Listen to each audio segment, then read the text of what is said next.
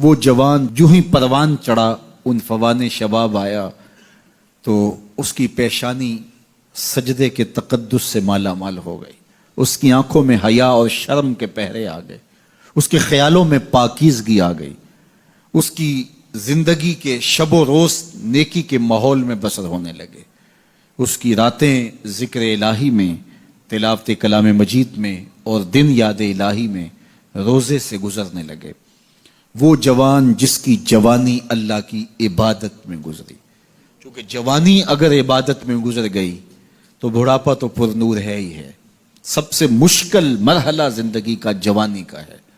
شیطان زیادہ ورغلاتا ہے کسی شخص کو جب وہ جوانی کے مرحلوں سے گزر رہا ہوتا ہے. تو جس کی جوانی خیریت کے ساتھ گزر گئی اور اس نے اپنی جوانی کے تقدس کو محفوظ رکھ کے منزل تک پہنچا لیا، اپنی عصمت کے جوہر کی حفاظت کی، اپنی آبرو کو لٹنے نہیں دیا، اپنی آنکھوں کی شرم و حیا پر پہرے بٹھائے اور آنکھ کو برباد نہیں ہونے دیا اور اپنی زندگی کے تقدس کا پہرا دیا، تو جو جوان اپنی جوانی کو خیریت کے ساتھ گزار گیا. کسی نے کہا تھا نا، کتاب زیست کا ایک اور باب ختم ہوا، شباب ختم ہوا، ایک عذاب ختم ہوا. تو جوانی جس کی منزل تک پہنچ گئی خیریت کے ساتھ، عافیت کے سائے میں. مشکل تو بڑا ہے جوانی کو منزل تک لے جانا، خیریت کے ساتھ، داغدار نہ ہونے دینا، جوانی کے تقدس کو رسوا نہ ہونے دینا، عصمت کے جوہر پہ کالک نہ لگنے دینا، خواہشات کو غالب نہ آنے دینا. آسان کام تو نہیں ہے، مشکل کام ہے. لیکن اگر کوئی مشکل کاٹ گیا، جوانی کے تھوڑے سے ایام میں گزار گیا. اللہ اکبر. حضرت شیخ ختلی کہتے ہیں، داتا گنج بخش علی حجویری علیہ رحمہ کے مرشد ہیں، الدنیا یوم ولنا فیہا صوم. وہ کہتے ہیں دنیا ایک دن ہے، ہم روزہ رکھ کے گزار رہے ہیں.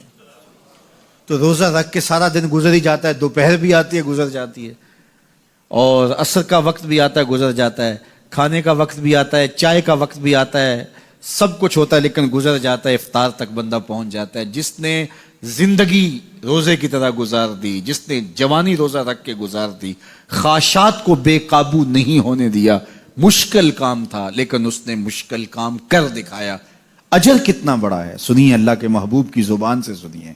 حضور نے ارشاد فرمایا جو سیدنا ابو ہریرہ کے ذریعے سے ہمارے تک پہنچا. فرمایا قیامت کے دن جب سورج کا رخ سیدھا ہوگا، زمین تانبے کی ہوگی، لوگ پسینے میں شرابور ہوں گے، کوئی ٹخنوں تک پسینے میں، کوئی گھٹنوں تک، کوئی کمر تک، کسی کو پسینے کی لگام دی جائے گی. اور وہ پسینہ ایسے نہیں ہوگا جس طرح یہ پسینہ ہے، اتنا گرم ہوگا. ابن رجب حنبلی کہتے ہیں اس پسینے کا ایک قطرہ اگر احد پہاڑ پہ ڈال دیا جائے تو وہ پگھل جائے، اتنا گرم ہوگا، بدبودار اتنا ہوگا. ایک قطرہ دنیا پہ ڈال دیا جائے، انسان کیا جانوروں کے دماغ بھی پھٹ جائیں. اس پسینے میں لوگ شرابور ہوں گے. لیکن جس نے اپنی جوانی کو عافیت سے گزارا ہوگا، کل قیامت کے دن جب کوئی سایہ نہیں ہوگا، اللہ اس جوان پر اپنے عرش کا ٹھنڈا سایہ عطا فرمائے. وہ شخص جس کو کسی عورت نے دعوت گناہ دی اور وہ صاحب منصب تھی، صاحب جمال تھی، اور اس نے یہ کہہ کہ یہ خواہش، یہ آرزو مسترد کر دی، انی خاف اللہ. اسی طرح کوئی عورت ہے تو اس نے اپنے تقدس کی حفاظت کی، اپنی آبرو پہ پہرا دیا اور کسی پیشکش کو ٹھکرا دیا، تو فرمایا قیامت کے دن جب کوئی سایہ نہیں ہوگا، اللہ اسے بھی اپنے عرش کا ٹھنڈا سایہ دے گا. کیسا سخت دن ہوگا، اور وہ کس اعزاز میں ہوگا، کس تکریم میں ہوگا. یہ تو 4 دن 10-20 سال ہیں، اور وہ 50,000 سال کا ایک دن. پھر اس کو اللہ کا شکر